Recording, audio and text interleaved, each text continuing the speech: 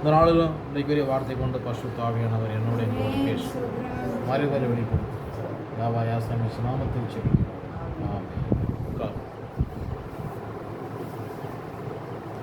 நம்முடைய ஆண்டவர் இரட்சகருமாகிய யாவா யாசாமி நாமத்தின் பரிசுத்த நாமத்திற்கு ஸ்தோத்திரம் உண்டாதாக. நான் வாசித்தபடி திரும்ப வாசிப்போம்.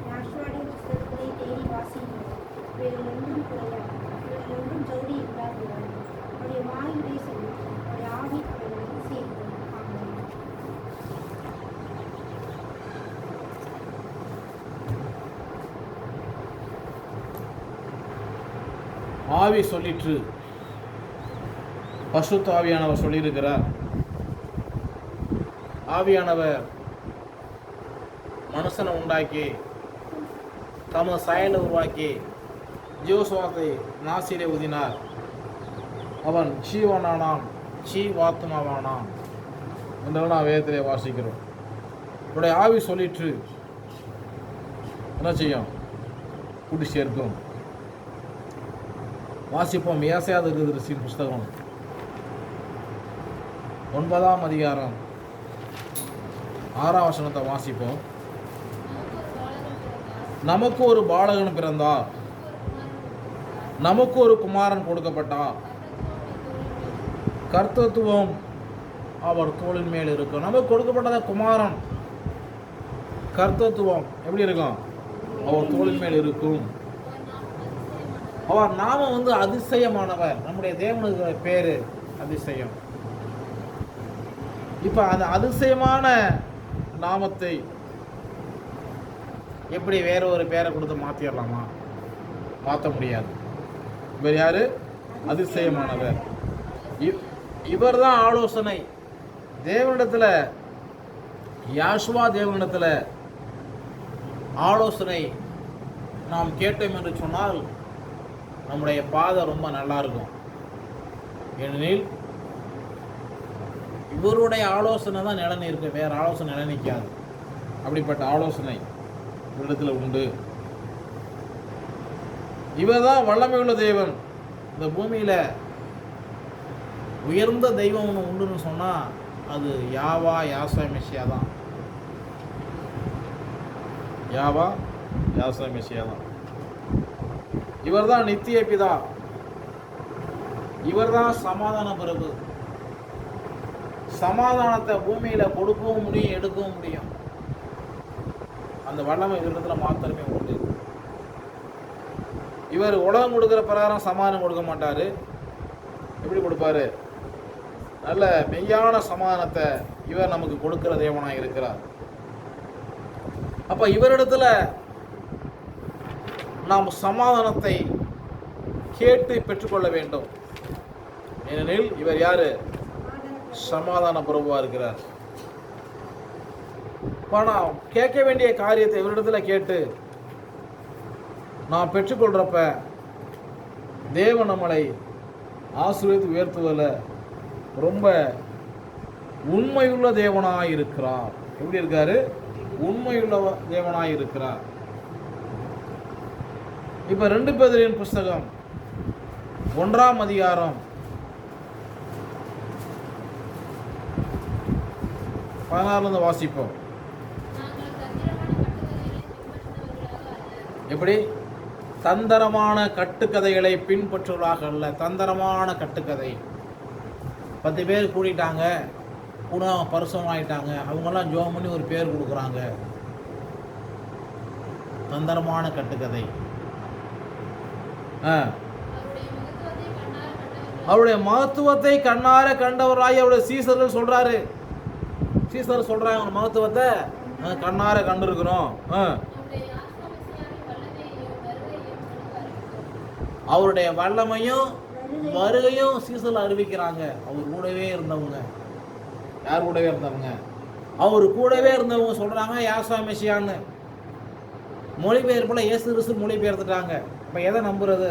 நாங்கள் கூடவே இருந்தோம். போலீஸில் விசாரணை கேட்பாங்க, உன் புருஷன் எப்படி இறந்தாரு? டாக்டர் ஊசி போட்டு போயிட்டாங்க, நான் கூட தான் பார்த்தேன், நான் கூட தான் இருந்தேன். எலும்பியை பார்த்து எலும்பியை எந்திரிச்சு முடிச்சு பார்த்தேன், அவர் மூச்சு ஒன்றும் இல்லை. யாரும் வந்தாங்களா? இல்லை, வரலை. கதவு பூட்டிருந்துச்சு. சரி, விசாரிச்சு சரி என்ன செய்யலாம், நீங்கள் போஸ்ட்மார்ட்டம் பண்ணீங்கன்னா சும்மா எடுத்துகிட்டு போகிறீங்களா பாடின்றா, முடிஞ்சு போச்சு, அவ்வளோதான். ஏன்னா இவங்க என்ன பண்ணாங்க, கூட இருந்தாங்க. அதில் போலீஸுக்காரங்க கேள்வி கேட்பாங்க, உள்ளார யாரும் வந்தாங்க, டாக்டருக்கு யாரும் வரலை, அறை நான் தான் பூட்டினேன், அறை பூட்டி தான் இருந்துச்சு. அப்போ என்ன பண்ணிட்டார், ஹாஸ்பிட்டலில் ஊசியெல்லாம் போட்டாங்க, எல்லாம் செஞ்சாங்க, அவர் இயற்கையை இறந்து போயிட்டார். சரி விட்டுருவாங்க. நான் தூங்கினேன், கவுதெல்லாம் உடச்சி கிடந்துச்சு, சுற்றி போயிட்டார் அப்படின்னு நான் யார் என்ன பண்ணுவாங்க, அதை ஆராய்ச்சி பண்ணுவாங்க. இப்போ இவங்கெல்லாம் யார், அவரோடு கூட இருந்தவர்கள். கூட இருந்தவங்க சொல்கிறாங்க மெசியாவே கண்டோம் அப்படிங்கிறாங்க.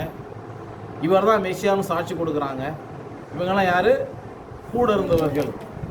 அதை நம்ம இல்லைன்னு சொல்ல முடியாதுல்ல. அடுத்து வாசிப்போம் 17ஆம் வசனத்தை. இவர் என்னுடைய நேசகுமாரன். அல்லேலூயா. இது யார் சொல்றது, பிதாவாகிய தேவன் பரலோகத்துன்னு சொல்றாரு. ஞானஸ்தானம் கொடுத்து கரையேறின ஒரு பாடு. இவர் என்னுடைய நேசகுமாரன்னு சொல்றாரு. நேசகுமாரன் நீங்க ஏன் வேற ஒரு பேர் வைக்கிறீங்க? இதை கேட்கிற ஜனங்களை சிந்திங்க. நீ யூடியூப்ல பார்க்கலாம், ஃபேஸ்புக்ல பார்க்கலாம். இந்த நேசகுமாரன் நீங்க ஏன் வேற ஒரு பேர் வைக்கிறீங்க? அது சரியாகுமா? அது தவறான காரியம். இவர் என்னுடைய நேசகுமாரன், பிரியமாயிருக்கேன் என்று சொல்ற சத்தம் உன்னதமான மகிமையிலிருந்து அவருக்கு உண்டாகி, பிதாவாகிய தேவனால் அவர் கனத்தையும் மகிமையும் பெற்ற போது. நன்றாக கவனிங்கள். உன்னதத்துக்கு பரவ சத்தம் உண்டாகுது. பிதாவாகிய தேவனால் கனவும் மகிமையும் அவர் கிடைக்குது. இவர் என்னுடைய நேசகுமாரன்.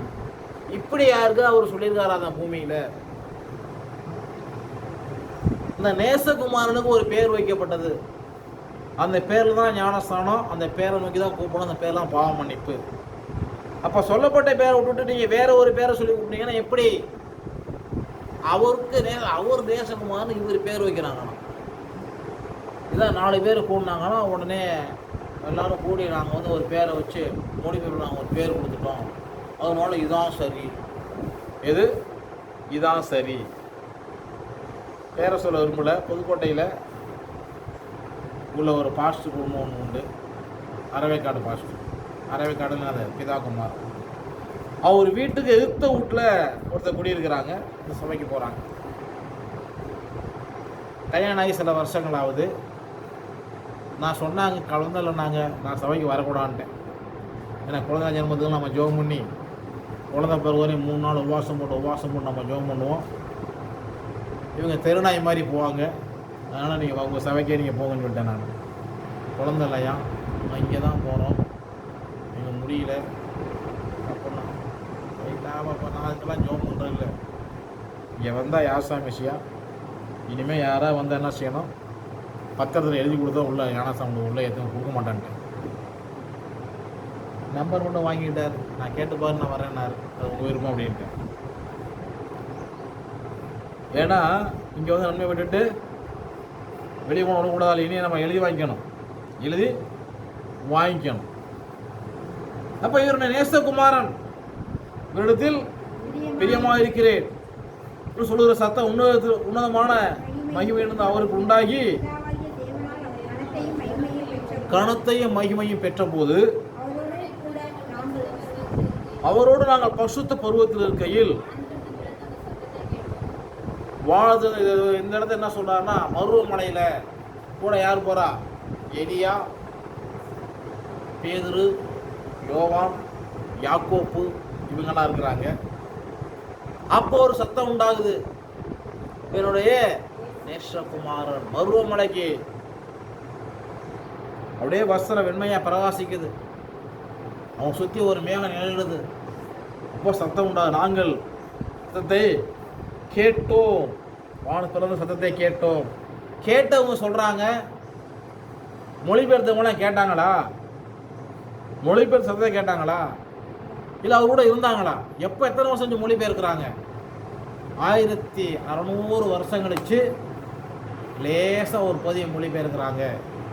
ஒருத்தர் ரூத் வரலையும் மொழிபெயர்த்து வர்றாரு, அவர் செத்து போயிட்டார். அடுத்து இன்னொருத்தர் வராரு, தொடர்ச்சி ஒரு பகுதி மொழிபெயர்க்கிறாரு, அவர் போயிட்டார். அதுக்கப்புறம் தான் இதுக்கு உரிமை கொண்டாடின யாருன்னா சீகன் பால் தான். இவர் கடைசியாக அதை முழு வேதாகமாக இவர் கொடுக்குறாரு. அவ்வளோதான். ஒவ்வொருத்தரும் ஒரு காலகட்டம் கொண்டு வர்றாங்க, சரியில்லை, அவங்கள தேவன் அடிச்சிட்றாரு. கடைசியில் வேறு ஒன்றும் பண்ண முடியல, இது எப்படியோ போய் தொலைஞ்சிட்டு போகுது போ அப்படிங்கிற மாதிரி ஒரு நம்ம ஊரில் சொல்லுவாங்கள்ல, அந்த பையன் அடங்க மாட்டேங்கிறான், ஸ்கூலுக்கு போகல, சரி இன்னொரு 2 வருஷம் கல்யாணம் பண்ணி வச்சிருவோம், கல்யாணம் பண்ணி வச்சு அடங்கிடுவான், அப்பயும் அடங்க மாட்டேங்கிறான், சரி குழந்தை அடங்க மாட்டேங்கிறான், இப்படியே பண்ணி அப்போ ஒவ்வொரு காரியமும் செய்வாங்க. அவன் என்ன பண்ணுவான், கடைசி வரலையும் அடங்க மாட்டான். அது மாதிரி ஒருத்தராக மொழிபெயர்ந்தாங்க, விட்டுட்டார், சரி கேட்டு போங்கடா அப்படின்னு விட்டார். அதை வச்சுக்கிட்டு என்ன செய்கிறாங்க இன்னைக்கு, இதுதான் சத்தியம், இது என்னது மொழிபெயர்க்கப்பட்ட பரிசுத்த வேதாகமம், இது ஒரிஜினல் பிரதி கிடையாது. இது நன்றாக புரிந்து கொள்ளுங்கள். ஒரிஜினல் பிரதி மூல பைபிள் என்கிட்ட இருக்குது. நீங்கள் நம்பருக்கு தொடர்பு கொண்டு கால் பண்ணுங்கள், அதை காமிக்கிறேன், நீங்கள் படித்து பாருங்கள். அதில் யாவா யாசமிஷா ஒரிஜினல் நேம் கொடுக்கப்பட்ட அந்த பேர் தான். இதை நீங்கள் கண்டுகொள்ளுங்கள். இவங்கெல்லாம் சத்தத்தை கேட்டாங்க. சத்தத்தை கேட்டபடினால தான் தமிழ் வேதாகமத்தில் அப்போஸ்தலர் 2:38 தமிழ் எழுதப்பட்டிருக்கு, கர்த்தராகிய இயேசு நாமத்தில் ஞானஸ்நானம் பெற்றுக்கொள்ளுங்கள், அப்போ பரிசுத்த மரத்தை பெறுவீர்கள் சொல்லி. அப்போ 28:19 தான் கர்த்தராகிய இயேசு என்று சொல்லி தமிழ் வேதத்தில் எழுதப்பட்டிருக்குது. மற்ற 20:19 தான் அப்போஸ்தலர் ஹீப்ருல யாவா யாசமிஷா எழுதப்பட்டிருக்குது. இப்போ வேறு பேரில் ஞானஸ்தானத்தை என்ன நடக்கும், பரலோகம் போக முடியாது. அவ்வளோதான். ஞானஸ்தானம் எதுக்கு, பாவனியை பெற்று பரலோகம் செல்லணும். ஞானஸ்தானம் எது, பாவனியை பெற்று எங்கே போகணும், பரலோகம் போகணும். பரலோகமே போக வேணப்பா அப்படின்னா, ஒன்று பரலோகம் அல்லது பாதாளம். பரலோகம் பாதாளம். நல்ல தண்ணி வேணும், கசப்பு தண்ணி வேணுமானா என்ன பண்ணுவாங்க, நல்ல தண்ணி தான் வாங்கி விரும்பி குடிப்பீங்க. நீங்கள் எந்த ஆய்வு உள்ளவங்க என்ன பண்ண, நீங்கள் எந்த ஆய்வு உள்ளவர்கள், நீங்கள் எப்படிப்பட்டவர்கள் அப்படின்னு நீங்கள் என்ன பண்ணுங்க, நீங்களே ஆராய்ந்து நிதானித்து கொள்ளுங்கள். எதை நீ கையில் எடுக்கலாம் நீங்களே முடிவு பண்ணுங்க. பிதாகுமாரன் போகிறதா, இல்லை கர்த்தராகிய இயேசுவின் போகிறதா, இல்லை யாவா யாசமின், நீங்களே முடிவு பண்ணுங்க. ஏனெனில் தேவன் யாரையும் பலவந்தம் பண்ணுகிறவர் அல்ல. ஆதாம் ஏவாளை உண்டாக்கி எல்லா கனிகளையும் சாப்பிடலாம், குறிப்பிட்ட விருட்சத்து கனியை நீ சாப்பிட வேண்டும், அதை சாப்பிடும் நாளில் சாகவே சாவாய்ட்டு விட்டாரு. ஆகையினால நிறைய வேதாகமம் வேறு பேரில் வந்துகிட்டு இருக்குது. வாசிக்க ஒரு பேர், ஆராய்ஞ்சு பாருங்க, நீங்களே படிங்க, நீங்களே ஜெபம் பண்ணுங்க, பரலோகம் வர முடிவை நீங்களே எடுத்துக்கொள்ளுங்க. ஆனால் விவரம் சொல்லிடுறேன். விவரம் என்னன்னா, அவரோடு கூட நாங்கள் பசுத்த பருவத்தில் இருக்கையில் வாழ்ந்தது அந்த சத்தத்தை கேட்போம். அந்த சத்தத்தை கேட்டவங்க எழுதுறாங்க, அவரோடு பார்த்தவங்க எழுதுறாங்க, அவரோடு புஷித்தவங்க எழுதுறாங்க, இவர் யாசா மெசியான்னு சொல்லி. ஆகையினால அந்த எழுத்தை வச்சு தான் நான் இங்கே பிரசங்கிக்கிறேன். தொடர்ந்து 19 வாசிப்போம். அதிக உறுதியான தீர்க்கதரிசன வசனம் நமக்கு உண்டு. பொழுது விடிந்து விடிவெள்ளி உங்கள் இருதயங்களில் உதிக்கும் அளவும் இருகுள்ள ஸ்தலங்களை பிரகாசிக்கிற விளக்கை போன்று இந்த திருவசனத்தை கவனித்திருப்போம். ரொம்ப நாளும் இந்த வசனத்தை நீ என்ன செய்ய, நன்றாக கவனிக்க வேண்டும். ஞானஸ்தானத்துக்கு ஆயத்தமாகிற தேவனுடைய ஜனங்களே என்ன பண்ணுங்க, இந்த வசனத்தை கவனிச்சிருங்க. இந்த வசனத்தை கவனிச்சிருங்க. வசனத்தை அநேகர் கேட்குறாங்க, கேட்டு ஞானஸ்தானம் பெரும்படி வர்றாங்க. இந்த 1ஆம் தேதி ஒரு ஞானஸ்தானம் கொடுக்கும்படி தேவன் திரும்பி கொடுங்க. அவர் ஜெபத்துக்கு வரலை, ஒரு வசனம் கேட்டு என்ன செய்யாரு, மன திரும்ப கேட்டாங்க, ஞானஸ்தானம் கொடுத்தாச்சு, பெருவிருந்து கொடுத்தாச்சு. வசனத்தை கேட்டு என்ன பண்ணுங்க, கவனித்திருப்பது நலமாக இருக்கும். 20ஆம் வசனம்,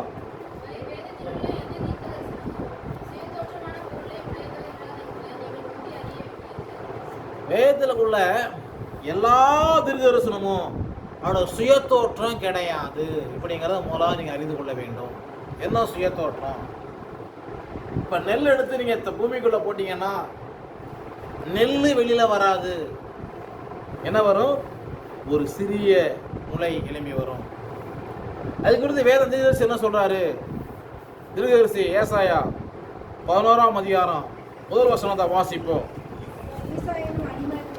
ஈசா என்னும் அடிமரத்திலிருந்து ஒரு துளிர் தோன்றி அதன் வேரிலிருந்து ஒரு கிளை எழும்பி செடி. ஈசாங்கிற அடிமரத்துல இருந்து ஒரு துளிர் வருது. அந்த துளிர் தான் மேசியா. அல்லேலூயா.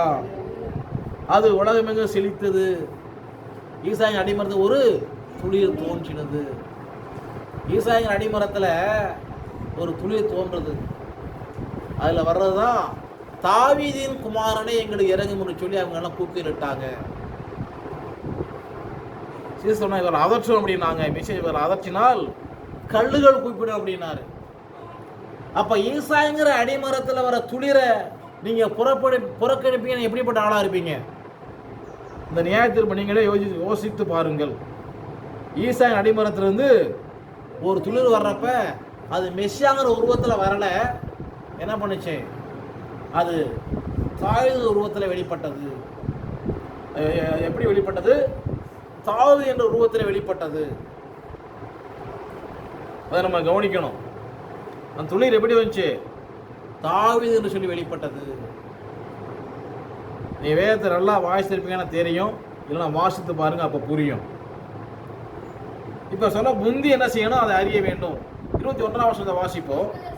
தீர்க்கதரிசனமானது ஒரு காலத்திலும்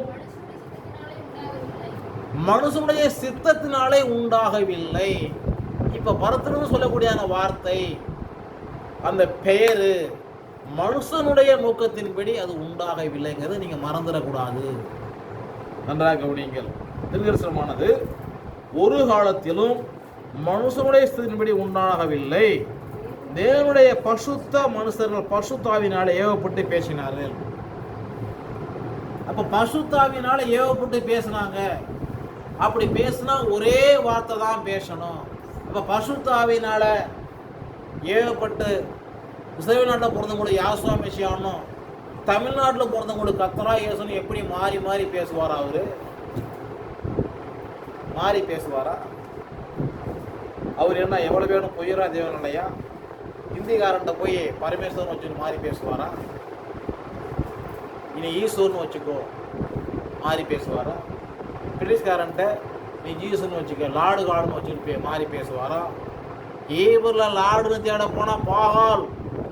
ஈவர் பாஷையில் நீ லாடுன்னு தேட போனால் அது பாகால். இன்னைக்கு நிறைய பேர் பாகாலுக்கு துதி செலுத்துகிறாங்க. Praise the Lord. என்ன அக்கிரமம் இது? வந்து என்னதான் லாடா பாகாலுக்கு துதி. நல்லா இன்டர்நெட் இருக்குல்ல, ஏஐ கையில் இருக்குல்ல, ஆராய்ஞ்சு பாருங்க. நான் சொல்ல உண்மைன்னா தொடர்பு கொள்ள வாங்க. உண்மைன்னா என்ன பண்ணலாம்? நீங்கள் பின்பற்றலாம் வாங்க. இது உங்களுக்கு புரியலன்னா பல முறை கேளுங்க. நன்றாக புரிந்து கொள்ளுங்கள். தீர்க்கதரிசனமானது ஒரு காலத்தில் மனுஷனாலே உண்டாகவில்லை. தேவனுடைய பசுத்த மனுஷர்கள் பசுத்தாவினாலே ஏவப்பட்டு பேசினார்கள். அல்லேலூயா. பசுத்தாவினால ஏவப்பட்டு பவுல் முடிச்ச நாட்களிலே என்ன செய்யறான்? அகுபு என்றதான ஒரு மனுஷன் இருக்கிறான். அவர் பசுத்தாவினால ஏவப்பட்டு பவுலுடைய கச்சை எடுத்து தன்னுடைய கையையும் காலையும் கட்டி கொண்டு, இந்த கச்சையுடையவனை ஏன்னா நம்ம முஜாஹிட்டு ஒப்பு கொடுப்பாங்க அப்படின்னு சொல்றப்பதான் பவுல் சொல்றாரு, என்னை அழுது ஏன் இதே இலைக்கு பண்ணுறீங்க? இந்த நாமத்திற்காக எருசலேம் மாத்திரமல்ல, நான் எங்கே கட்டப்படுவதற்கு ஆயத்தமாக இருக்கிறேன், மரிப்பதற்கு ஆயத்தமாக இருக்கிறேன்னாரு. நாமத்துக்காய் பவுல் மரித்தார். இந்த யாசுவா மெசியா பேருக்கா பவுல் மரித்தார், பேதுரு மரித்தார், யோவான் மரித்தார், எல்லா சீசரும் மரித்தார்கள். இதை நீங்கள் அறிந்து கொள்ளுங்க, இல்லைன்னா பரலோகம் கிடையாது. அல்லேலூயா. நன்றாக கவனிக்கணும். இப்போ பசுத்தர் ஏவப்பட்டு பேசினாங்க. அதனால அவங்க பரலோகத்தில் ஸ்தேவான் பொழுது கொள்றாரு. பூமியில் கல்லறி இருப்பேன். மெசியாவை அவர் கண்டார். மெசியா என்ன பண்ணாரு?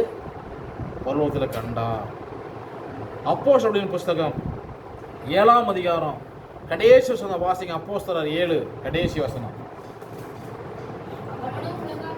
முழங்கால் படியிட்டு, ஆண்டவரே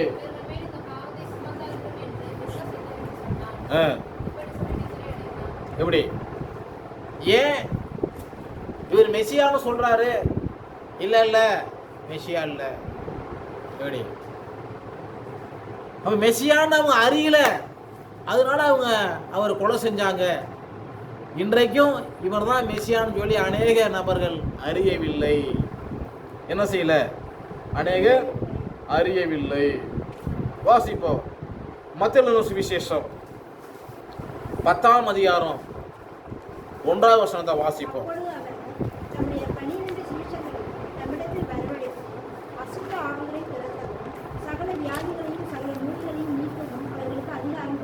நன்றாக கவனியுங்கள். மெசியா என்ன பண்றாருன்னா, தம்முடைய 12 சீசர்களை வரவழைத்து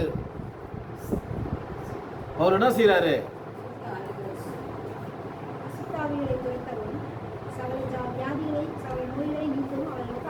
அதிகாரம் கொடுத்தார். அசுத்தாவியை துரத்துவதற்கு அதிகாரம் கொடுக்கிறார். வியாதி என்றதான ஒன்று வர்றப்ப வியாதியை குணமாக்குவதற்கு இந்த பூமியில் அநேக வழிகள் உண்டு. என்ன உண்டு?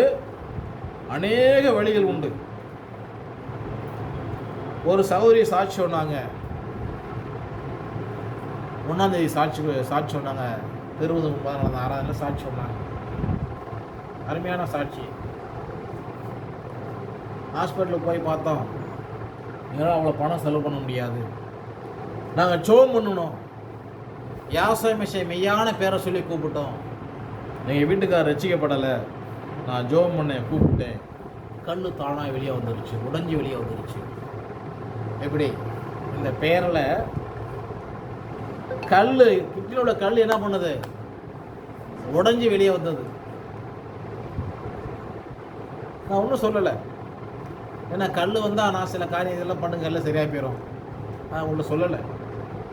ஏன்னா இனி வரக்கூடிய இடங்களுக்கு இந்த வியாதி இது சாப்பிடுங்க நம்ம சொல்லக்கூடாது. அவங்க என்ன பண்ணும்? முழுசாக இந்த சிபிஎம் டிபிஎம் இருக்குல்ல, அவங்க ஊசி போட மாட்டாங்க. என்ன பண்ணேன்? முழுசாக ஜெபத்திலே இருப்பாங்க. ஆனால் நாமும் கிடையாது. அந்த விசுவாசத்தை நான் பாராட்டுறேன். உங்களோட விசுவாசத்தை நான் பாராட்டுறேன், நம்பிக்கையை பாராட்டுறேன். ஆனால் அவங்க என்ன கிடையாது? நாமத்தை சொல்லி கூப்பிடுறது கிடையாது. விசுவாச நம்பிக்கை வேணும். அதோடு கூட என்ன வேண்டும்? நாமத்தை சொல்லி பேரை சொல்லி கூப்பிடணும். மெசியா என்ன செய்கிறாருன்னா, இந்த அவருடைய 12 சீசன் என்ன பண்ணுறாரு? அதிகாரம் கொடுக்குறாரு. என்ன பண்ணுறாரு? அதிகாரம் கொடுக்குறாரு. இந்த அதிகாரத்தை கொடுத்துட்டு 5ஆம் வசனத்தை வாசிப்போம். அந்த 12 மெசியா அனுப்புகையில் கட்டளை, இது வந்து ரொம்ப முக்கியமான கட்டளை. கட்டளை சொன்னது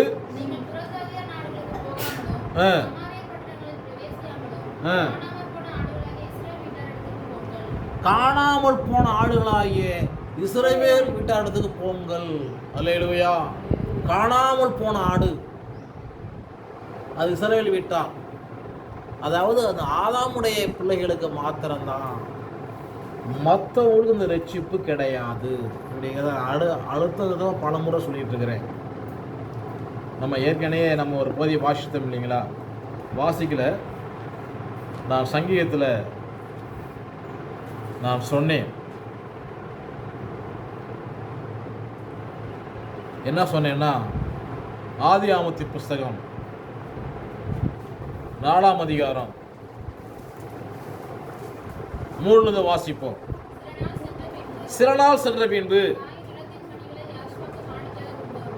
நிலத்தினுடைய கனியை வந்து காயின் வந்து காணிக்கையாக கொண்டு வரான். இதில் என்ன தப்பு? இதில் ஒன்றும் தவறு இல்லை. எல்லாரும் பகுத்தறிவாளர்லாம் பேசுவாங்க. நிலத்தில் கனியை கொண்டு வர்றான், அதில் ஒன்றும் தவறு இல்லையே. என்ன செய்கிறாரு? ஆபேலும் வர்றேன். ஆபேலும் 4ஆம் வசனம்.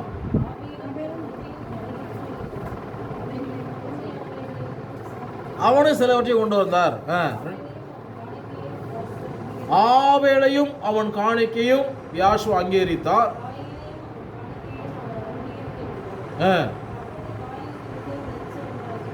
போதும். இங்கதான் மெசியா சொன்ன அந்த சம்பவம் இது யாருக்கு எங்கே எதற்காக சொல்லப்படுங்கிறது புரியணும், புரிந்து கொள்ளணும். உப்புகள் அள்ளி வச்சுக்கிட்டு உப்புகள் அள்ளிக்கிட்டு இதான் வயிறம் குடிக்கக்கூடாது. தண்ணிக்குள்ளே போட்டால் உப்பை திரும்ப அள்ள முடியாது. இந்த இடத்துல ஒரு தேவனுடைய மனுஷன் புரியலன்னு சொன்னால் அடுத்த ஸ்டெப்பு அவங்க வைக்க முடியாது. ஆதாமுக்கு பிறந்த சொல்ல மாட்டேன். ஆதாமுக்கு பிறந்த ஆபேலையும் அவன் காணிக்கையும் தேவன் அங்கீகரித்தார். சர்ப்பத்துக்கு பிறந்த காயினையும் அவன் காணிக்கையும் அவர் அங்கீகரிக்கவில்லை. இப்ப 2 வசனத்தை பார்க்கணும். காணாமல் போன எங்க போங்க? சிறை விட்டு நடந்து நீங்க போங்க. இவர்களுக்காகத்தான் மெசியா சிலுவையில் அறையப்பட்டார். இதுதான் சத்தியம், இதான் மூலோபதேசம், இதான் சரியான பாதை. அந்த பாதையில தான் யாரெல்லாம் பிரவேசனம் சங்கீதத்தில் பார்த்தோம் 99ல் மோசே, ஆரோன், சாமுவேல், அந்த வழியில் அவங்க எல்லாம் வர்றாங்க. இப்போ அந்த வழியில் போனதான் பரலோகம் போக முடியும். இப்போ காயின் வழியை பின்பற்றினா பரலோகம் போகும், அது அங்கீகரிக்கப்பட மாட்டாது. எப்படி? கொடுமையான பெரிய சபை, நிறைய பேர் கும்பல் கூடுறாங்க, நிறைய பேர் வருவாங்க. எப்படி? போந்தாக்கோழி எப்பவுமே பெருசாக தான் இருக்கும். போந்தாக்கோழி எப்படி இருக்கும்? ரொம்ப பெருசாக இருக்கும். ஒரு கோழி விட்டு நிறைய பேர் சாப்பிட்லாம், ஆனால் உடம்புக்கு ஒத்துக்காது. இவைதான் சொல்லுது, சில நாள் சென்ற பின்பு காயின் நிலத்தின் கனிகளை யாஷாவு காணிக்காய் கொண்டு வந்தான். ஆபேலும் தன் மந்தையின் தலையீற்றில் அவைகள் முழுமையானவைகளையும் சிலவற்றை கொண்டு வந்தான். ஆபேலையும் ஏன் ஆபேல் தேவனுடைய சாயல் ரூபமாய் இருக்கிறான், தேவனால் உண்டானவனாய் இருக்கிறான். ஆகையினாலதான் ஆபேலை அங்கீகரிக்கிறாரு, ஆசீர்வதிக்கிறாரு. காயின் யாரா இருக்கிறான்? அவன் சர்ப்பத்தோட வித்தா இருக்கிறான். ஆகையினால அவன் என்ன செய்யல, அவனை அதை சீசன் சொல்றாரு, நீங்க என்ன பண்ணுங்க, காணாமல் போன இஸ்ரவேலர் நீங்க போங்க, மற்றபடி அல்ல அப்படிங்கிறாரு. இப்ப காணாமல் போன இஸ்ரவேலர் வீட்டார் யாருன்னு கேட்டா அவங்க யாரு? ஆதாமுடைய ஒரிஜினல் வாரிசு. ஆதாமுடைய ஒரிஜினல் வாரிசு. யாரோட வாரிசு? ஆதாமுடைய ஒரிஜினல் குமாரரும் குமாரத்திகளும் தான் காணாமல் போனது. அவங்களுக்காக தான் மெசியா அந்த பூமிக்கு வந்தாரு. அப்ப இவங்களுக்கு போங்க அப்படின்னு சொல்லி பிரவேசிக்கையில் காணாமல் போன 6ஆம் வசனம் 10 மத்தேயு 10:6. அப்ப இஸ்ரவேல் யார்? எபிரேயர்கள். அங்க போங்கட்டாரு. ஆனா எப்ப காணாம போனாங்க? அவங்க பாஸ்டர் தாறுமாறு ஆக்குறப்ப காணாம போயிட்டாங்க. இப்ப உலகம் சிதறி போனாங்க. ஆகையால எபிரேயர்கள் இஸ்ரவேலுடைய அந்த வம்சாவளி, அந்த வித்து இந்த பூமியில எல்லா ஜாதிக்குள்ளேயும் பரவி கிடக்குது. ஆகையினால ஒரு குறிப்பிட்ட ஜாதி மாத்திரம் பரலோகமான இல்லை, எல்லா ஜாதியிலும் என்ன இருக்குது? அவருடைய வித்து பரவி கிடக்குது. அதனால தான் சொன்னாரு, ஆபிரகாமை பார்த்து மெசியா சொன்னாரு, பூமியில் உள்ள வம்சங்கள்லாம் நான் உனக்குள்ள ஆசீர்வதிக்கிறேன்னாரு. ஆபிரகாம் தேவனுடைய சாயலையும் ரூபத்தையும் உடையவனாயிருந்தான். ஆபிரகாம் யாரு? தேவனுடைய சாயலையும் ரூபத்தை உடைய மனுஷனா இருந்தாரு. அதனால ஆபிரகாம் ஆசீர்வதித்து என்ன பண்ண வச்சாரு? என்ன குடும்பமான என்ன இப்படியே சந்தை ஆசீர்வதிப்பேனாரு. எப்படி ஆசீர்வதிக்கிறாராம்? என்ன குடும்பமானால் என்ன? வானத்தின் நட்சத்திரங்களை என்ன குடும்பமானால் என்ன? எப்படி எண்ண முடியும்?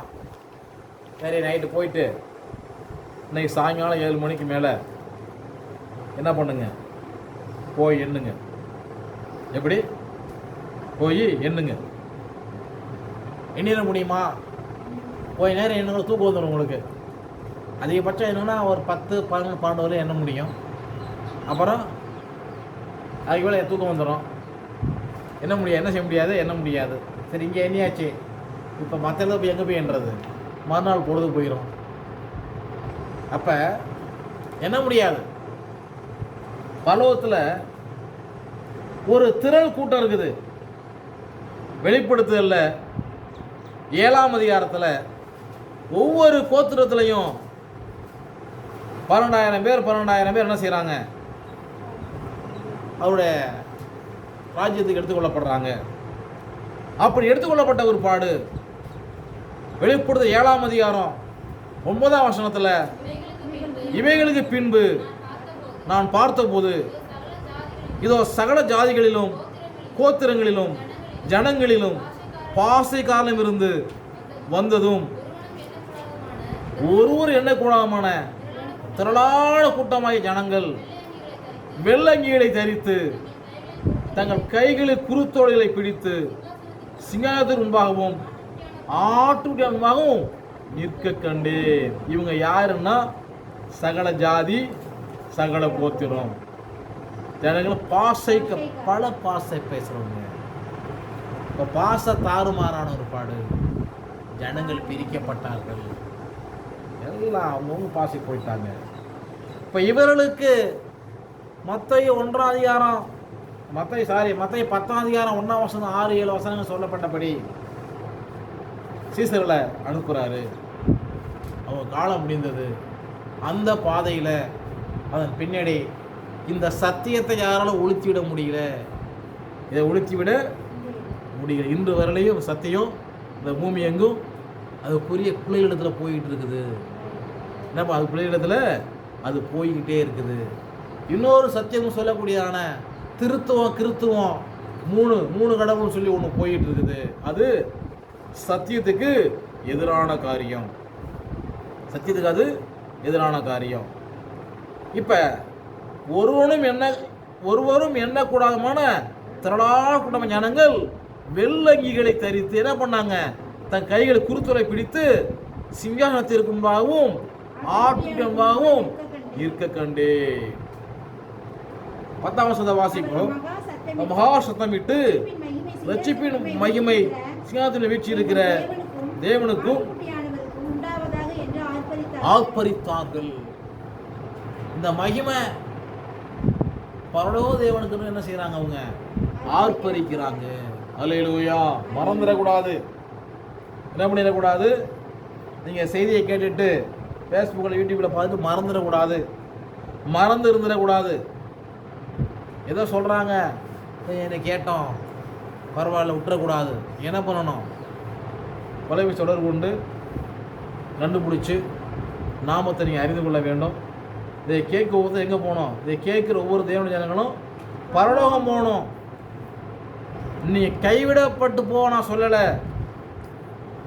எந்த சபைக்கு நீங்கள் போனாலும் சரி என்ன பண்ணுங்க, இதை அறிந்து கொண்டு நீங்கள் பரலோகம் போகிறதுக்கான வழியை தேடிக்கொள்ளுங்க. எபேசியரின் புஸ்தகம் 4ஆம் அதிகாரம் 8ஆம் வசனத்தை வாசிப்போம்.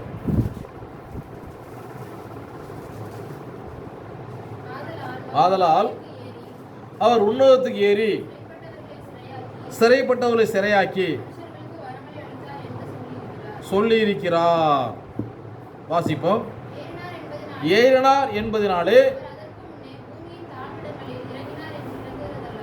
பூமியின் தாழ்விடங்களில் இறங்கினார். அந்த ரெண்டையும் கவனிக்கணும். ஃபஸ்ட்டு மறுத்து என்ன பண்ணார், அடக்கம் பண்ணப்பட்டா. என்ன பண்ணார், காவலில் உள்ள ஆவிகளுக்கு என்ன பண்ணார், போய் பிரசங்கித்தார். நீங்கள் இவ்வளோ நாள் காத்திருந்தீங்களே, நீங்கள் வேதத்தை கேட்குற தேவனுடைய ஜனங்களே, எபிரேயர் 11 எடுத்து வாசித்து பாருங்கள். முழுசாக வாசிங்க. என்ன, நீங்கள் முழுசாக வாசித்து பாருங்கள், உங்களுக்கு புரியும்.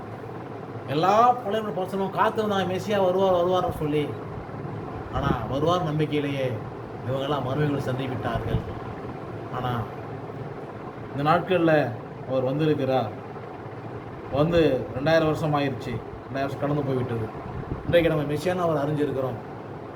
அப்போ அவர்களுக்கும் நமக்கும் இன்னும் யாரெல்லாம் இந்த சத்தியத்தை வர இருக்கிறாங்களோ அவர்களும் என்ன பண்ணணும், அவர் வெளியே மீட்டு கொண்டு வரணும். அதற்காக அவர் என்ன செய்யறார், நீடிய பொறுமையுள்ளவராக இருக்கிறாரு.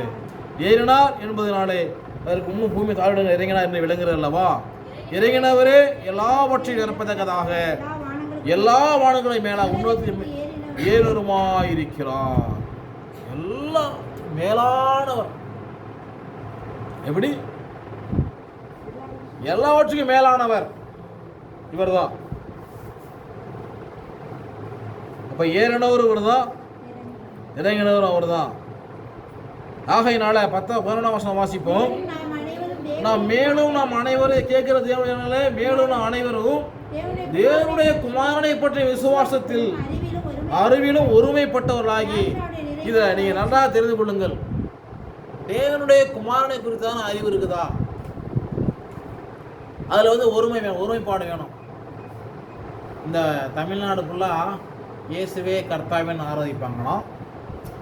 அடுத்த மாநிலம் போனவருப்பா அவர் பேரை வேற ஒன்று சொல்லுவாங்களாம். நான் சின்ன பிள்ளையா இருக்கிறப்ப நான் பார்த்துருக்குறேன். நம்ம ஊர் கடையில் விற்கிற ஆலிஸ் பாட்டில் தான் பெங்களூர் போனால் அங்கேயும் விற்றுச்சு. எப்படி?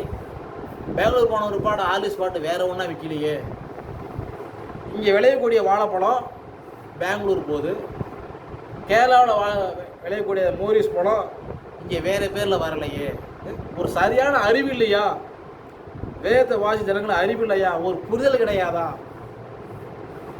கர்நாடகா விளையக்கூடிய அரிசியை இங்கே கொண்டு வர்றாங்க, இது கர்நாடகா பொண்ணிங்கிறாங்க. ஆந்திராவில் விளையக்கூடிய அரிசியை ஆந்திரா பொண்ணிங்கிறாங்க. அரிசி தானே அது, வேறு ஆந்திரா பொன்னி. அந்த ஊரில் அதுக்கு என்ன பண்ணியிருப்பாங்க, ஒரு பேர் வச்சுருப்பாங்க, காமன் பேர் ஆந்திரா பொன்னி. ஆனால் வழிபடுற தெய்வம் இஸ்ரவேலின் தேவன். அவருக்கு அங்கே என்ன பேர் வச்சுருக்குறாங்க, அந்த பேரை சொல்லி கூப்பிடணும். சமயக்காரன், எனக்கு சமைக்க தெரியும். சமயக்காரர்களை விரும்புவது, நானும் பொதுவான ஃபங்க்ஷனுக்கு சமைக்கிறப்ப என்ன பண்ணுவேன், நான் கர்நாடகா புண்ணி ஆந்திர புண்ணி இருக்கான்னு சொல்லி பார்ப்பேன். ஏன் அதில் ரகசியம் என்ன, ஏன் அதை நம்ம கேட்டு வாங்குகிறோம் அப்படின்னா, அதை என்ன பண்ணணும், அதில் சில ரகசியங்கள் உண்டு. அதை போட்டோம்னா என்ன நடக்கும்னா, சற்று நேரம் ஊற வச்சு அள்ளி போட்டோம்னா இந்த டயம் இருக்குது, நெருப்புள்ளி வச்சா சரியாக இருக்கும். நம்ம நாட்டில் விளையக்கூடிய அதே பொன்னியரிசி தமிழில் போட்டாலும் சரி வடித்தாலும் சரி, இதில் சில முரண்பாடு இருக்கும். ஏன் அப்படின்னா அது நிறைய காரணம் உண்டு, அதுக்கு நிறைய காரணம் உண்டு. அதான் சமயக்காரரை விரும்பி பார்ப்பாங்க, கர்நாடகா பொன்னியா ஆந்திரா பொன்னியா அது இருந்தால் போதும். என்ன செய்யலாம், இந்த பழத்தில் நெருப்புள்ளி வச்சா அது இப்படி தான் இருக்கும், மாறாதுங்கிறது தெரியும். ஆனால் இங்கே உள்ள பொண்ணி என்ன செய்யும், அதே பொண்ணி இங்கே வேறு பேர் சூப்பர் பண்ணிப்பாங்க, அதிசயம் பண்ணிப்பாங்க. என்ன பண்ணும், அது சாப்பாட்டில் கொஞ்சம் மாறினா ஒன்று விதையாக நின்று போயிடும், அழுது குழஞ்சி போயிடும். சாதாரண அரிசியிலேயே இவ்வளோ குவாலிட்டி இருக்குது. இப்போ தேவனுடைய பேரை மகத்துவம் யாருக்கு என்ன கிடையாது, அதிகாரம் கிடையாது. மேலும் நாம் அனைவரும் தேவனுடைய குமாரனை பற்றி விசுவாசத்திலும் அறிவிலும் அறிவிலும் ஒருமைப்பட்டவர்களாகி மெசியாவுடைய நிறைவான வளர்ச்சியின் அளவுக்கு தக்கதாக, மெசியாவுடைய ஒரு நிறைவான வளர்ச்சி வேணும். தேவாலயத்துக்கு போய் ஏசாயா புத்தகத்தை வாங்கி கட்டுண்டல் விடுதலையாக்கவும், அந்த பகுதியை வாசித்து இந்த வசனம் நிறைவேறுச்சு.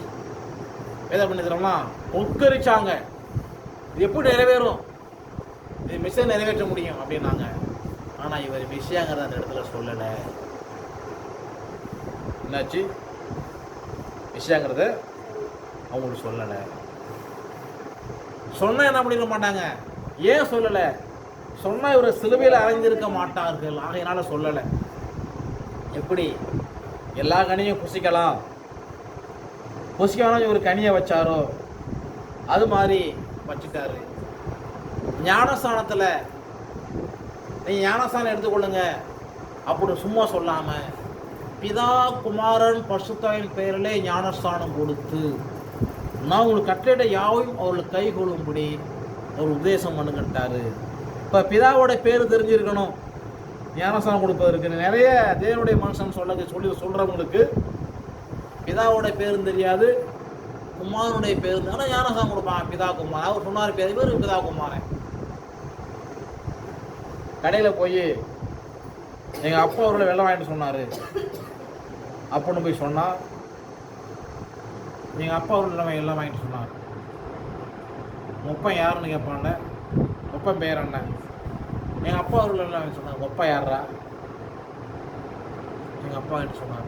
ஒப்பன் யார்? ஒப்பன் பேரை பேரை சொன்ன ஒரு பாடு அவன் சொல்லுவான், இந்த சுரேஷா அந்த சுரேஷா அப்படி, இந்த வீதியில் சுரேஷ் அந்த இல்லை, இந்த அவரா? சரி சரி, அவரா? அவர் எனக்கு காசு கொடுக்கணுமே, காசு வாங்கிட்டு அவனுக்கு தர்றேன்பான். என்னது? அப்பா வாங்கிட்டு சொன்னால் அதில் இவ்வளோ சிக்கல் இருக்குது. அவர் சொன்னால் பிதாகுமார், அவர் சொன்னால் பிதாகுமார், நானும் பிதாகுமார் பேரில் நானும் ஞானஸ்தானம் கொடுக்குறோம். அவருடைய பேர், பிதாவுடைய பேர் யாவா யாசுவான்னு தெரியும், குமாரனுடைய பேர் மெசியான்னு தெரியும். இது அறிந்து என்ன பண்ண சீசரில் தமிழ் வேதாகமத்தில் எழுதப்பட்டிருக்குது. அப்போ சொன்ன 30 சீசர்கள் நன்றாக கவனிங்க. மற்ற 28:19 தான் அப்போ சொன்ன 38. இந்த அறிவு உங்களுக்கு வேணும், இல்லைன்னா பரவாயில்ல உங்களுக்கு 8 கணி ஆகிடும். ஜாக்கிரதை. அப்போ சொன்ன 38 தான் மெசியா சொன்ன அந்த ஞானஸ்தானம். அப்போ சொன்ன 38 தான் மெசியா சொன்ன அந்த ஞானஸ்தானம். அதான் சொல்றாரு, மேலும் நாம் அனைவருங்கிறாரு. எப்பா போத்துறது வாரியா, ஒவ்வொரு நாட்டில் உள்ளவங்க ஒரு மாதிரி ஞானஸ்தானம் கொடுங்கப்பா. நீ தமிழ் வந்ததுவியா, தமிழ்நாடா, நீ என்ன பண்ண, அரிசி சாப்பிடு. எப்படி? நீ எப்படி வெளிநாடா, குச்சி வச்சு அப்படி சொல்லி சாப்பிடு. நீ அதான் அதர் ஸ்டேட்டா, நீ சப்பாத்தி சாப்பிடு, போடா சாப்பிட சொல்லலை. மேலும் நாம் அனைவரும் தேவனுடைய குமாரனை பற்றும் விசுவாசத்திலும் அறிவிலும் இந்த ஒருமைப்பாடு வருதான்னு நான் கேட்கிறேன். தேவனை பற்றி விசுவாசத்திலும் அறிவிலும் ஒரு ஒருமைப்பாடு இருக்குதா? இது உங்களுக்கு புரியலன்னா யோவான் 14 அதிகாரத்தை போய் நல்லா வீட்டில் போய் நல்லா படித்து பாருங்க. கேட்க ஜனங்களே உங்கள் வீட்டில் படித்து பாருங்க. யோவான் 14 படித்து பாருங்க. மேலும் அனைவரும் ஒருமைப்பட்டவர்களாகி மெசியாவுடைய நிறைவான வளர்ச்சியின் அளவுக்கு தக்கதாக, மெசியாவுடைய நிறைவான ஒரு வளர்ச்சி மாதிரி மெசியா தான். எந்த ஊழியக்காரனையும் மாதிரியா நீங்க பார்த்தீங்க விழுந்து போயிருவீங்க. ஜாக்கிரதை. மெசியாவுடைய நிறைவான வளர்ச்சியை பாருங்க. என்ன பண்ண? மெசியாவுடைய நிறைவான வளர்ச்சி. பூமியில் ஊழியக்காரனை பார்க்காதீங்க. மெசியா நிறைவான வளர்ச்சியை பாருங்க. நீங்க சொல்றீங்க நீங்க ஊழியக்காரனை, என்ன நீ பார்க்க வேணாம், சொல்ற பிரசங்கத்தை கேளு, மனம் திரும்பு, ஞானஸ்தானம் பெற்றுக்கொள். அல்லேலூயா. வளர்ச்சி வளர்ப்பதற்காக பூரண புருஷனாக வரைக்கும். எப்படி? பூரணான புருஷன் மெசியா தான். அது மாதிரி நீ பூரண புருஷனா மாறு. பரிசுத்தவான்களா இருக்கணும், அதுல சீர் பொருந்த வேண்டும். பரிசுத்தவான்கள் அநேக சீர் இருக்காது, அநேகருக்கு என்ன இருக்காது, சீர் இருக்காது. பரிசுத்தவான்கள் சீர் பொருந்த வேண்டும். சுவிசேஷ ஊழியத்தின் வேலைக்காக மெசியாவின் சரீரமாகிய சபையானது, இந்த சபை சரீரமாகிய சபை, அவருடைய சரீரம் தான் சபை. இந்த சரீரத்துக்கு ஒருவர் செஞ்சு கொடுக்கலன்னா அந்த அவயவத்தை அவரே வெட்டி போட்டுருவார். அந்த அவயவத்தை வெட்டி தூர வீசிடுவார். முடிஞ்சு போச்சு. இது அவர் சரீரமாகிய சபை. சபை என்ன செய்யணும்? பக்தி விருத்தி அடையணும். அதில் என்ன அவர் சிலர் அப்போஸ்தலர், தீர்க்கதரிசிகள், சுவிசேஷகர், மேய்ப்பர், போதகராகவும் ஏற்படுத்தினார். நாம் இனி குழந்தைகளாயிராமல், எப்படி? குழந்தை கிடையாது. என்ன சொன்னாலும் நான் எங்கேயாவது ஒரு சபைக்கு போவேன், அவங்க சொல்கிறான் நீ கேட்டுக்குவேன். அப்போ நிறைய பேர் சொல்லுவாங்க. எப்படி? எங்கேயாவது ஒரு சபைக்கு போகலாம், அவங்க சொல்ல கேட்டு வாங்கலாம். தலைவலிக்கு பழைய காலத்து வைத்தியம் ஒன்று உண்டு. பழைய காலத்து பழமையான வைத்தியம். தலை வலிக்குது, சளி பிடிச்சிருச்சு அப்படின்னு என்ன பண்ணுவாங்க, நான் பார்த்துருக்குறேன். அந்த ஆளை கூப்பிட்டு வந்து உட்கார வச்சு, இந்த குத்து விளக்கு மாதிரி ஒரு சின்ன விளக்கா ஒன்று இருக்கும், கோயிலில் விளக்கு போடுவாங்க. அப்போ எல்லாம் வீட்டில் குத்து சின்ன விளக்காக இருக்கும் இந்த காலத்தில். அது வெண்கல விளக்காக இருக்கும். அதில் ஒரு திரி ஒன்று போட்டு எல்லா வீட்லேயும் விளக்கெண்ணெய் இருக்கும். 100 விளக்கெண்ணெய் எடுத்து அதில் ஊற்றுவாங்க. ஊற்றி பற்ற வச்சு எரிய விடுவாங்க. அது நல்லா எரிஞ்ச விற்பாடு அவர் உட்கார வச்சு அவர் கையில் அதை விளக்க கொடுத்துருவாங்க. கொடுத்து என்ன பண்ணுவாங்க, நம்ம போடுறோம்னா வீட்டில் படுக்கிற பாயை என்ன வச்சு சுற்றிடுவாங்க. அவர் சுற்றி மேலே சனஸ்தாக்கு போட்டு மூடிடுவாங்க. மூடி பேசாமல் இருப்பாங்க. சொல்லுவாங்க, எப்போ உனக்கு மூச்சு விட சிரமமாக இருக்கோ அப்போ என்ன பண்ண, சைடை தட்டு, நாங்கள் எடுத்துடுறோம் அப்படின்ட்டுருவாங்க. அவ்வளோதான். இதுதான் வைத்தியம். அப்போ ஒரு 2 அப்போ டைமில் வாட்சியெல்லாம் கிடையாது. வாட்சியெல்லாம் கிடையாது. அன்றைக்கி வாட்சியில் என்னது, ரேடியோ தான் மணி சொல்லணும். ஆல் இந்தியா ரேடியோ செய்திகள் வாசிப்போன்னு சொல்லி மணி சொல்லணும். காலையில் 6:45, சாயங்காலம் 6:30 சொல்லணும். அப்புறம் செய்தி சொல்லணும். அவ்வளோதான். இப்போ இந்த குத்துவேலை கொடுத்தாச்சு, விளக்கெண்ணெய் ஊற்றியாச்சு, பற்ற வச்சாச்சு, எரிஞ்சிக்கிட்டு இருக்குது, மூடிடுவாங்க. காற்று வெளியே வராது. இந்த விளக்கெண்ணெய் கிடையாது, வேப்பெண்ணெய். வேப்பெண்ணெய். இந்த வேப்பெண்ணெய் என்ன பண்ணுது, அந்த ஆவி உள்ளார போகுது. போய் மூக்கு வழி ஏறி அப்படியே போய் கொஞ்ச நேரத்தில் அந்த மனுஷனுக்கு வேர்க்க ஆரம்பிச்சிடும்.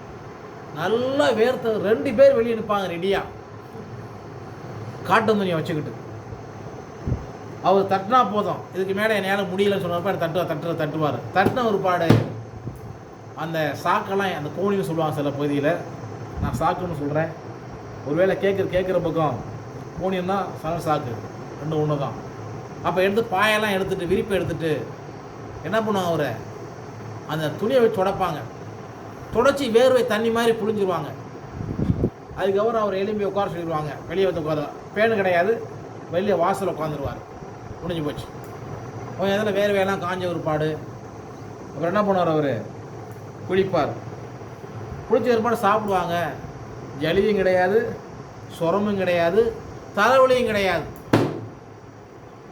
இப்போ இன்றைக்கி ஒரு காரியம்னா உடனே போய் மெடிக்கலில் போயிட்டு இந்த டாக்டர் சரியில்லை, அந்த டாக்டரு, எல்லா டாக்டரும் பார்த்து மறுநாளும் இருக்குது. அவர் சொல்லுவார், நீ 3 நாளைக்கு சாப்பிடு, 2 நாளைக்கு சாப்பிடு, இருந்தால் திரும்ப வா, எனக்கு கஷ்டமாகவே நீ காலம் ஃபுல்லாக இருந்துக்கணும். என்ன பண்ணு, இதுதான் இந்த காலத்து வைத்தியம். நான் வைத்தியத்தை குறை சொல்லலை, அதை சிந்திச்சு பார்க்கணும். என்ன பண்ணுறாரு, நாம் இனி குழந்தைகளாயிராமல் மனுஷனுடைய சூது வஞ்சமாய்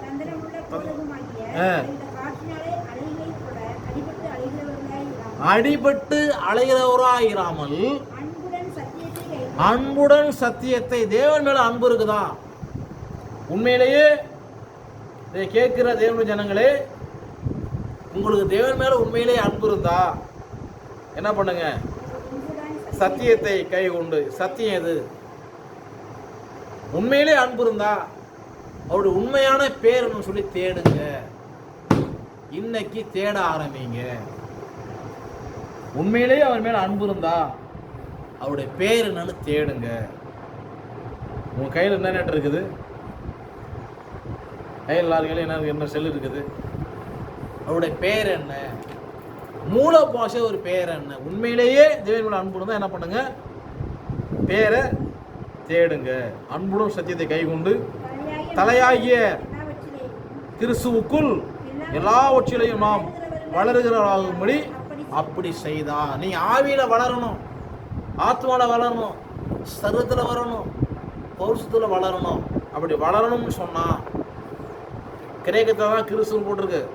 புதிய ஏற்பாடுக்குள்ளா கிரேக்கத்தில் தமிழில் மொழிபெயர்க்கப்பட்ட, பழைய ஏற்பாடு எபிரேய தமிழில் மொழிபெயர்க்கப்பட்டது. கிரேக்கத்தில் கிறிஸ்துன்னு போடுப்போம், ஹீப்ருவில் மெசியான்னு அர்த்தம். என்ன பண்ணணும், என்ன செய்யணும்? தலையாகிய மெசியாவுக்குள் எல்லாவற்றையும் நாம் வளருகிறவர்களாகும்படி அப்படி செய்தா. தலையாகிய மெசியா தான் தலை. அவருக்குள்ள என்ன பண்ணுங்க, வளருங்க. தலை இல்லாமல் நீங்கள் வளராதீங்க. தலையெல்லாம் சில எப்படி இருக்கும் நீங்களே யோசித்து பாருங்க. தலை மெசியா இல்லாமல் நீங்கள் வளர்றது, நீங்கள் ஜெபம் பண்ணுறது, நீங்கள் சாப்பிட்றது எல்லாம் புறம்பான இருளை போடப்படும். அங்கே அழுகையும் பற்கடிப்பு உண்டாயிருக்கும். அல்லேலூயா. அங்கே எப்படி இருக்கும்? அழுகையும் பற்கடிப்பும் உண்டாயிருக்கும். ரொம்ப ஜாக்கிரதை. எப்படி உண்டாயிருக்குமோ அழுகையும் பற்கடிப்பும் உண்டாயிருக்கும். அநேகருக்கு என்ன கிடையாது, வாழ்க்கையில உணர்வு கிடையாது. நம்ம எப்படி இருந்தோம், இப்போ எப்படி இருக்கிறோம், நம்ம ஆரம்பத்தில் எப்படி இருந்தோம், இப்போ நம்ம எப்படி இருக்கிறோம், அந்த ஒரு உணர்வு கிடையாது. காரணம் என்ன? தமிழில் ஒரு பழமொழி உண்டு, அர்ப்பனுக்கு வாழ் வந்தா அடுத்த ராஜ்யத்தில் கொடை பிடிப்பானா. இன்னும் சில அறவே காடு உண்டு, என்ன அது, பூனை சொல்லுமா, நான் கண்ணை மூடுனா எல்லா பையனும் அவுட்டுன்னு இருப்பான். பூனை கண்ணை மூடுனா பூலோமே அவுட். எப்படி? பூனை கண்ணை மூடுனா பூலோமே அவுட். ஆனால் வேதம் சொல்லுது, ஏசாயா 54ஆம் அதிகாரம் 10ஆம் வசனத்தை வாசிப்போம்.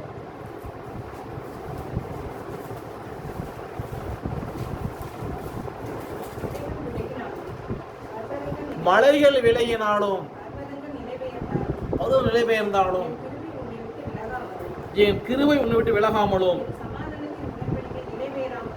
சமாதானத்தின் உடன்படிக்கை.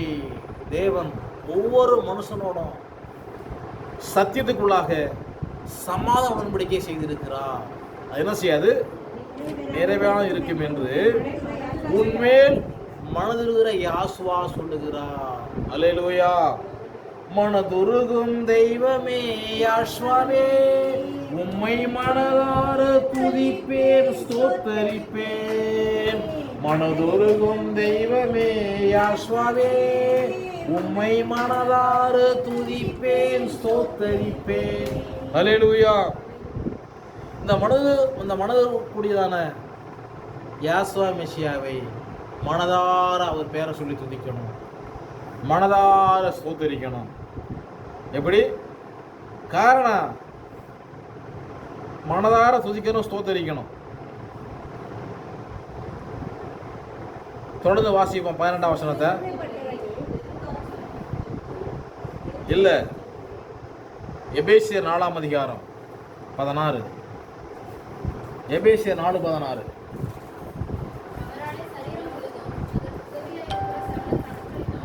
அவராலே சரீரம் முழுவதும். அல்லேலூயா. தேவனாலே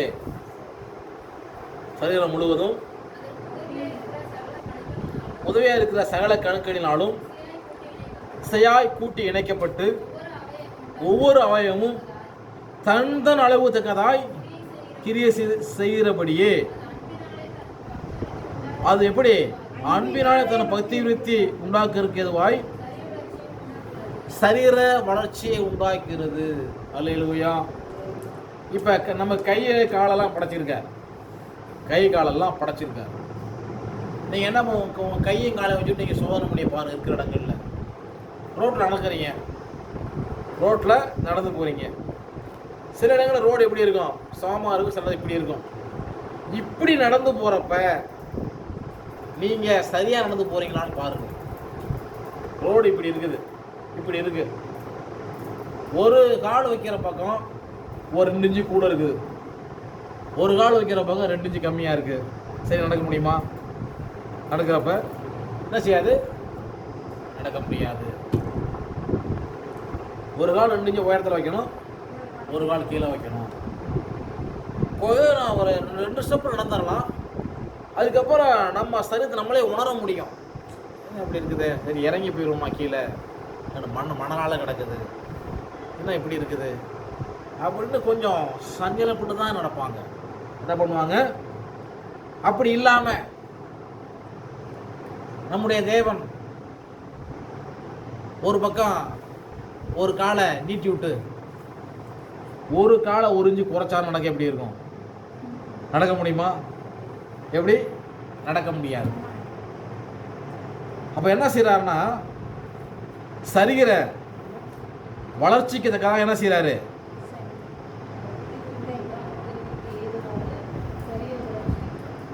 பக்தி விருத்தி உண்டாகிற மாதிரி சரீர வளர்ச்சி கொண்டு போகிறார். ஒரு கை உயரமாக கொடுத்துட்டு ஒரு கை கம்மியாக கொடுக்கல. எப்படி? ரொம்ப சரியாக கொடுத்துருக்காரு. அவன்தான் மனிதன். அப்புறம் சொல்லுவாங்க, இன்னைக்கு சோசியல் மீடியாவில் ஒரு காட்சி போயிட்டுருக்கு. வளர்ந்து கெட்டவன் சொல்லிட்டு இருக்கிறாங்க சிலரை பார்த்து. வளர்ந்து கெட்டவன் என்னது? சிலர் வளர்ந்து கெட்டவங்களாம். அப்புறம் சொல்லுவாங்க, வேதத்தை சொல்லப்பட்டிருக்கு, குள்ள மனிதன் சகையு, குள்ள மனிதன், குள்ளமாக இருந்த மனுஷன் மெஷி எப்படி போட்டோன்னு சொல்லி அவரை பார்க்க வகை தேடி என்ன செஞ்சான்? அவன் காட்டத்தி மரத்து மேலே ஏறினான். ஏன்னா மெஷி அந்த வழியாக வராரு, மேலோட குள்ளமாக இருக்கிறான். அதனால என்ன பண்ண, மரத்தில் ஏறி அவரை பார்க்க ஆசைப்பட்டான். மெஷியா கிட்ட போனார். சகையு இறங்கி வந்து வீட்டில் தங்கணும் அப்படின்ட்டாரு. எல்லா ஜனங்களிலும் ஒருத்தன் உயரமாக இருந்தான். அவன் தான் சவுல் ராஜா. என்னது? எல்லாரோட உயரமாக இருந்தான். அவர் தான் சவுல் ராஜா. ஏன்னா ஜனங்கள் கேட்டாங்க, அதனால கொடுத்தாரு. ஆனால் அவரோட விருப்பம் ஈசர் அடிமரத்திலிருந்து ஒரு துளி தோன்ற வேண்டும்.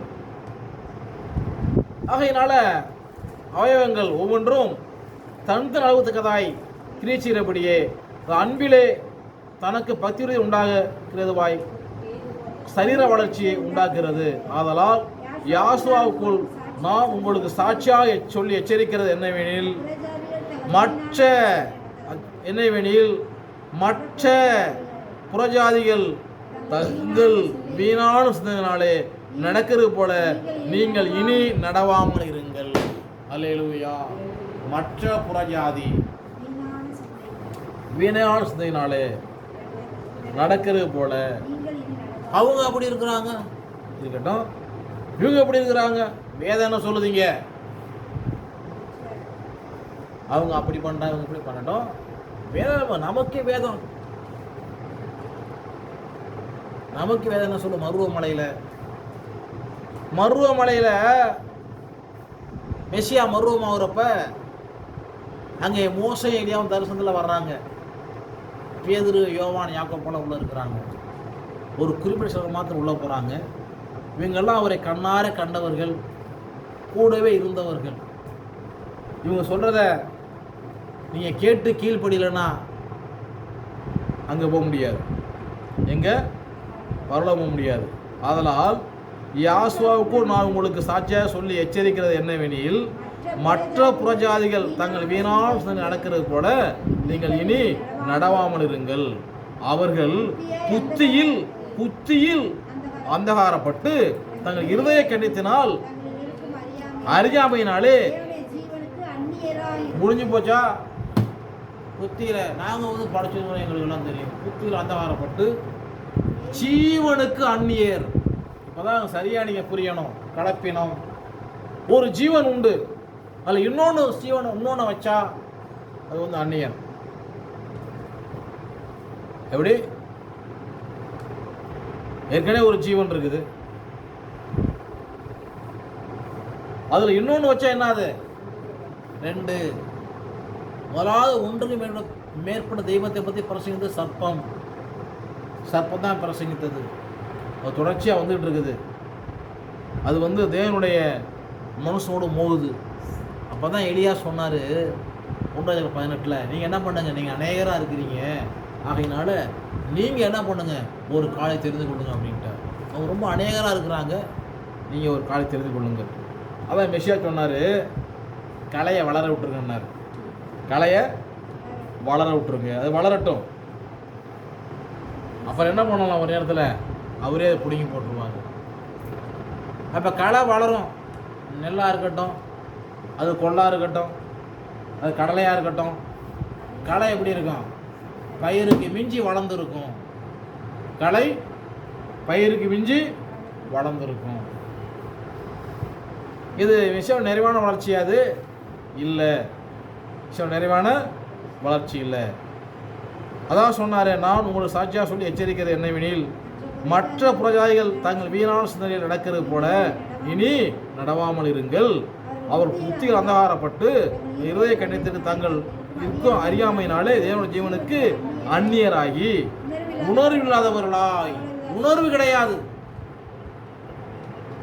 இந்த நாமான் கிட்ட போய் திருஷோடு இருந்தவன் போய் இப்போதான் 2 பேர் வந்தாங்க, அவங்கள பாபிலோன் சால்வை கொடு கேட்டு வாங்கினால எது கேட்டு வாங்கின கேஆசி கேட்டு வாங்கணும் எனக்கு வஸ்திரம் கூட அது கூட இது கூட கேட்டு வாங்கினால என்னது ஜீவனுக்கு உணர்வில்லாதவர்களாய்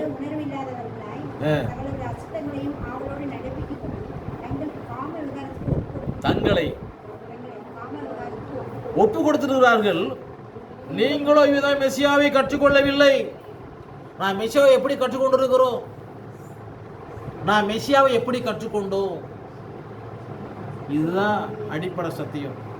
மெசியாவை எப்படி கற்றுக்கொண்டிருக்கிறோம் அதன்படி தான் இருக்கணும்.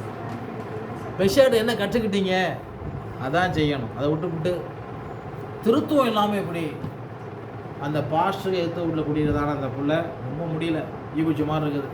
இதே புதுக்கோட்டை தான். நான் போனேன், இறக்கி விட்டுட்டு சொன்னேன், சத்தியம் தான், நீ அந்த பாஸ்டர்ட்டே போங்க, கண்டிப்பாக நரகம் போயின்னு சொல்லிட்டு வந்தேன்.